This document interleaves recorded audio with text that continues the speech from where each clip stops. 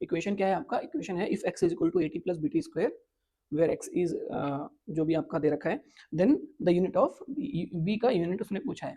इसे आपसे पूछूं कि 5 लीटर में 5 kg अगर मैं ऐड करूं तो कितना मिलेगा,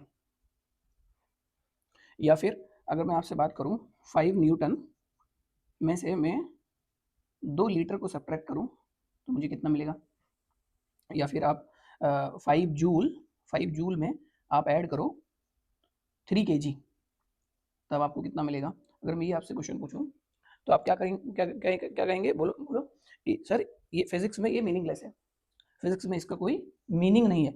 हम 5 लीटर को, लीटर क्या है, यूनिट ऑफ वॉल्यूम, 5 लीटर को 5 kg में ऐड नहीं कर सकते क्योंकि kg क्या है, मास का यूनिट है।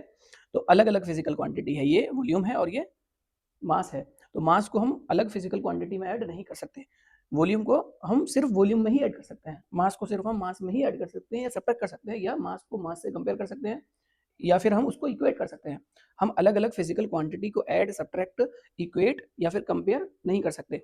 दैट मीन्स मैं मास में मास ही ऐड कर सकता हूँ, लीटर में लीटर ही ऐड कर सकता हूँ, Newton is the unit of force, Newton में न्यूटन ही ऐड कर सकता हूँ, या सब्ट्रैक्ट कर सकता हूँ, या कंपेयर कर सकता हूँ, या इक्वल कर सकता हूँ। इसके अलावा कोई अलग फिजिकल क्वांटिटी को मैं नहीं ले सकता। Meaning to say is that कि हमारे पास जो फिजिक्स में ऑपरेशन यूज होते हैं वो हमारे कौन कौन से ऑपरेशन यूज होते हैं। एक ऑपरेशन होता है हमारा प्लस ऑपरेशन, दूसरा हमारा माइनस, थर्ड है हमारा ऑपरेशन इक्वल का, और एक ऑपरेशन हमारा है कंपैरिजन का, ग्रेटर देन और लेस देन। ये 5 ऑपरेशंस हैं। इन 5 ऑपरेशंस को हम कहाँ यूज करते हैं फिजिक्स में, इनको यूज करते हैं for same physical quantity.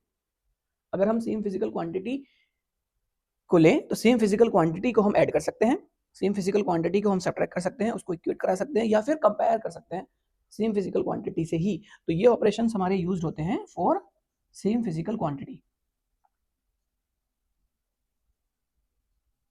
Same physical quantity के लिए। तो सेम फिजिकल क्वांटिटी के लिए ऑपरेशंस हमारे ये हैं। तो हमारे पास डिफरेंट फिजिकल क्वांटिटी भी होती हैं, तो डिफरेंट फिजिकल क्वांटिटी के लिए जो ऑपरेशंस यूज करते हैं वो ऑपरेशंस हमारे कौन कौन से हैं, एक हमारा डिवीजन का ऑपरेशंस है और दूसरा है मल्टीप्लीकेशन का। ये दो ऑपरेशंस जो यूज होते हैं वो होते हैं फॉर डिफरेंट फिजिकल क्वांटिटी।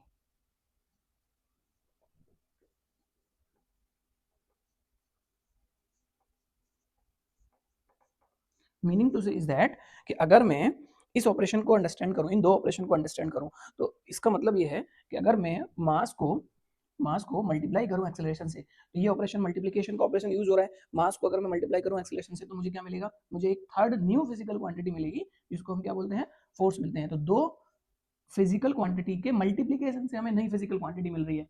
तो मल्टीप्लिकेशन का साइन डिफरेंट फिजिकल क्वांटिटी के लिए यूज किया जा सकता है। जैसे अगर डिवीजन के साइन को अंडरस्टैंड करूँ तो चेंज इन वेलोसिटी को अगर मैंने टाइम से डिवाइड किया, यहाँ दो अलग अलग फिजिकल क्वांटिटी है, ये हमारा चेंज इन वेलोसिटी है, दूसरा हमारा टाइम है। इन दोनों फिजिकल क्वांटिटी के डिवीजन से हमें एक नई फिजिकल क्वांटिटी मिलेगी जिसको हम एक्सेलरेशन कहते हैं।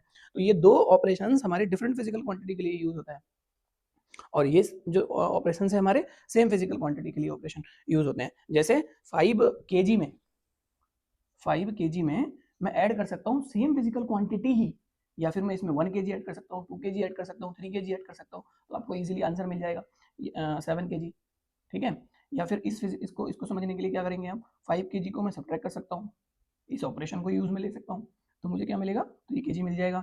इस ऑपरेशन को यूज कर सकते हैं हम, 3 kg इज इक्वल टू होगा 3 kg के ना, 5 न्यूटन के इक्वल होगा। या फिर हम कंपैरिजन का साइन ले सकते हैं, 5 newton must be greater than equal to 2 newton, या 2 newton is less than equal to 5 newton. तो ये जितने भी ऑपरेशन हैं वो ऑपरेशन सेम फिजिकल क्वांटिटी के लिए यूज होते हैं, और ये दो ऑपरेशन डिफरेंट फिजिकल क्वांटिटी के लिए। इसके अलावा कंसेप्ट बिल्कुल क्लियर है आपका, अगर आप ये अच्छे से समझ लेते हैं फिर ये क्वेश्चन कुछ नहीं है आपके लिए। ठीक है, इसी को मिला करके जो ऑपरेशन हमने यहाँ अंडरस्टैंड किए हैं इन सब को मिला करके फिजिक्स में एक रूल है, principle of homogeneity of equation. इसको हम बोलते हैं principle of homogeneity of equation. क्या बोलता है principle of homogeneity of equation, कि every term in equation will have same dimensions. That means देखो यहाँ पर कितने ऑपरेशन यूज हो रहे हैं स्टूडेंट्स, यहाँ दो ऑपरेशन यूज हो रहे हैं। एक ऑपरेशन है आपका इक्वल का और दूसरा ऑपरेशन क्या है आपका एडिशन का, दो ऑपरेशंस हैं। तो ये सेम फिजिकल क्वांटिटी के लिए यूज होते हैं। दैट मीन्स अगर x इक्वल है इन दोनों फिजिकल क्वांटिटी के, तो x क्या है यहाँ डिस्टेंस है, तो x is a distance. So distance को डिस्टेंस से ही इक्वेट किया जा सकता है, तो ये पूरा भी मिलके हमारा क्या होगा, डिस्टेंस होगा।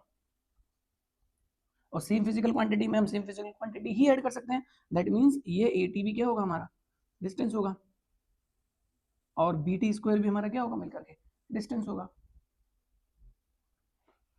बस अब आपको पूछ रहा है बी टी का, बी का यूनिट पूछ रहा है, that means V T square will equal to X क्या होगा, so B T square will equal to X, so B will equal to X over T square. X का unit हम, X का unit क्या है, एक्स की unit क्या है यहाँ पर, किलोमीटर है, तो unit of X is kilometre और unit of T is time, so time का स्क्वायर है तो आपको क्या हो जाएगा, सेकंड स्क्वायर। ठीक है, बी को उसने किस में लिया है, सेकंड में, बी का यूनिट सेकंड में लिया है, तो आपका आंसर क्या हो गया, बी का यूनिट क्या आ गया, किलोमीटर पर सेकंड स्क्वायर, जो ऑप्शन नंबर सी में है, unit of b is kilometre per second square. अगला क्वेश्चन है आपका जो 2004 में पूछा है, नीट 2004 का क्वेश्चन है, unit of permittivity of free space. तो ये एक फॉर्मूला टाइप क्वेश्चंस है, आपको सिर्फ फॉर्मूला याद करना है इस तरह के क्वेश्चंस का, परमिटिविटी ऑफ फ्री स्पेस का यूनिट पूछ रहा है। नीट इस तरह के क्वेश्चंस जनरली आज के टाइम पर नहीं पूछे जाते, ये पुराना वर्जन है, ज़्यादा ही सिंपल क्वेश्चन को रखे हैं। ठीक है, आज थोड़ा स्टैंडर्ड इंप्रूव हो गया है, तो आज इतने फॉर्मूला वाइज क्वेश्चन तो नहीं पूछे जाते, बट फिर भी आपकी एक प्रैक्टिस है, नीट का क्वेश्चन है इसलिए हम इसको ले रहे हैं। बोल रहे हैं परमिटिविटी ऑफ फ्री स्पेस, तो आप जानते हैं कूलम्स लॉ क्या है, फोर्स बिटवीन टू चार्जेस, अगर दो charge Q1 Q2 r distance पर सेपरेट है तो इनके बीच जो फोर्स होता है वो क्या होता है, K Q1 Q2 by r square. K क्या है, एक कांस्टेंट है, फ्री स्पेस में कांस्टेंट की वैल्यू क्या होती है, 1/4 pi epsilon naught Q1 Q2 by r square. तो यहाँ से अगर आप एप्सिलॉन नॉट को सेपरेट करेंगे तो एप्सिलॉन नॉट की वैल्यू क्या आएगी, सेपरेट करेंगे तो epsilon naught is equal to हो जाएगा, epsilon naught is equal to हो जाएगा क्या, Q1 Q2 divided by F Q1 Q2 divided by 4 pi into F into R square. ठीक है, 4 पाई इज ए कांस्टेंट, तो epsilon naught is equal to क्या हो जाएगा, Q1 Q2, Q1 Q का यूनिट क्या होगा, coulomb, so coulomb square, coulomb square divided by coulomb into coulomb is coulomb square divided by force का newton, newton and R is the distance between them, और distance का क्या होगा, metre, सो metre square.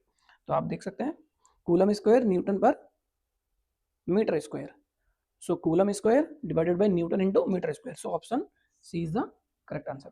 Next question है आपका, the damping force of an oscillator is directly proportional to the velocity, the unit of constant of proportionality R, constant of proportionality का unit पूछ रहा है आपको, बहुत आसान क्वेश्चन है। Damping force, damping force, let's suppose damping force is F is directly proportional to velocity, damping force velocity के proportional है, तो जब आप प्रोपोर्शनलिटी का साइन हटाएंगे तो एक कांस्टेंट आएगा, उसी कांस्टेंट का यूनिट पूछ रहा है, सो F इज इक्वल टू के, लेट्स सपोज वो कांस्टेंट हमारा के है, के इंटू वी, तो के इज इक्वल टू हो जाएगा आपका फोर्स अपॉन वेलोसिटी। तो फोर्स को फर्दर सब्स्टिट्यूट करेंगे क्योंकि हमारी जो फंडामेंटल यूनिट दे रखी है आंसर में वो फंडामेंटल यूनिट्स के टर्म में है, तो फोर्स को और आगे लेके आओ, फोर्स इज इक्वल टू होता है M A divided by velocity. Okay, so अब आप पुट कर सकते हैं और आगे इसको सब्स्टिट्यूट कर सकते हैं, ये हो जाएगा आपका एक्सेलरेशन इज इक्वल टू हो जाएगा velocity upon time, velocity upon time, और एक वेलोसिटी है ऑलरेडी है, तो वेलोसिटी से वेलोसिटी कैंसिल हो जाएगी, तो ये आपके पास आ जाएगा मास अपॉन टाइम, तो मास का क्या आ जाएगा आपका केजी और टाइम का आपका आ जाएगा सेकेंड, तो केजी पर second, kg second minus one, तो केजी सेकेंड माइनस वन, ये भी ऑप्शन सी में है, so option C is the correct answer. NEET 2020 ने पूछा है, क्या बोल रहा है, the angle of 1 minute of arc in radian is, एक मिनट को रेडियन में पूछ रहा है कितना होगा, बहुत आसान क्वेश्चन है। Three we know that 360 degree is equal to होता है 2 पाई रेडियन के, तो यहाँ से आपका 1 डिग्री इज इक्वल टू हो जाएगा 1 डिग्री इज इक्वल टू हो जाएगा pi over 180 radian, that means अगर हमें एंगल डिग्री में अगर आपको गिवन है तो उसको रेडियन में कन्वर्ट करना है, तो आपको क्या करना पड़ेगा, पाई अपॉन 180 से मल्टीप्लाई करना पड़ेगा। एक डिग्री इज इक्वल टू होता है 60 मिनट के, सो एक मिनट इज इक्वल टू हो जाएगा 1/60 डिग्री के, तो एक मिनट को आपको कन्वर्ट करना है रेडियन में, तो आप क्या करेंगे, पाई अपॉन 180 से मल्टीप्लाई कर देंगे, सो 1 मिनट इज इक्वल टू हो जाएगा 1/60 multiply by pi upon 180 degree, तो ये आपका रेडियन में कन्वर्ट हो गया, इतना रेडियन। इसको आप सॉल्व करेंगे, so 1 minute is equal to 2.91 into 10⁻⁻⁴ radian, जो कि ऑप्शन नंबर बी में है। यूनिवर्सिटी टाइप क्वेश्चन हैं, CUET अगर मैं बात करूँ एंट्रेंस टाइप क्वेश्चंस हैं, वहाँ पर भी इस क्वेश्चन को आस्क किया गया है। तो बोल रहा है plane angle and solid angle have. आप जानते हैं एंगल क्या होता है? एंगल इज इक्वल टू होता है आपका arc length divided by radius. Arc क्या है? Arc length, arc is a length, so length upon length. इसका अगर मैं डायमेंशन देखूं तो डायमेंशन अगर मैं देखूं तो आर्क लेंथ का डायमेंशन क्या होगा? Arc length is a length, length का डायमेंशन कैपिटल एल, और रेडियस भी लेंथ है तो लेंथ का dimension capital L, so L L will cancel out. तो इसका कोई डायमेंशन नहीं होता, एम की पावर 0, एल की पावर 0, टी की power 0। So angle is dimensionless but it has unit. Angle का यूनिट क्या होता है? डायमेंशन कोई नहीं है इसका, लेकिन इसका यूनिट क्या होता है हमारा? यूनिट आप जानते हैं, यूनिट इज इक्वल टू होता है रेडियन। तो एंगल डायमेंशनलेस है लेकिन उसकी यूनिट होती है, यूनिट है हमारा रेडियन। सिमिलरली सॉलिड एंगल की अगर हम बात करें, सॉलिड एंगल जो थ्री डी में बनता है ना, जो दो प्लेन्स के बीच में बनता है, जैसे कोन की अगर मैं बात करूं, कोन कोन है आपके पास ये, तो ये जो एंगल है ये आपका सॉलिड एंगल है। तो ये अगर हम कैलकुलेट करें थीटा इज इक्वल टू क्या होता है, तो और अगर ये आर रेडियस का कोन है तो थीटा इज इक्वल टू क्या होगा? ये जो एंगल है इसका एरिया डी ए, अगर छोटा सा एंगल ये फॉर्म हो रहा है, डेल्टा थीटा एंगल फॉर्म हो रहा है, स्मॉल एंगल अगर फॉर्म हो रहा है, सो स्मॉल एंगल के लिए अगर हम देखें d theta is equal to d A area, ये जितना भी एरिया स्मॉल एरिया सबटेंड कर रहा है ये कौन? D A divided by radius, radius का स्क्वायर। सो एरिया का यूनिट क्या होता है? Length into breadth. अगर हम थोड़ा इजी तरीके से निकालें तो लेंथ इनटू ब्रेथ क्या होता है? एरिया का डायमेंशन क्या हो जाएगा? L square divided by radius का dimension L square. So L square will cancel out.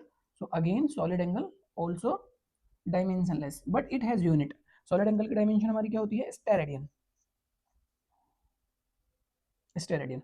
तो दोनों सॉलिड एंगल और एंगल क्या है हमारे? डायमेंशनलेस है, लेकिन इनका यूनिट है, एंगल का यूनिट रेडियन और सॉलिड एंगल का स्टेरेडियन।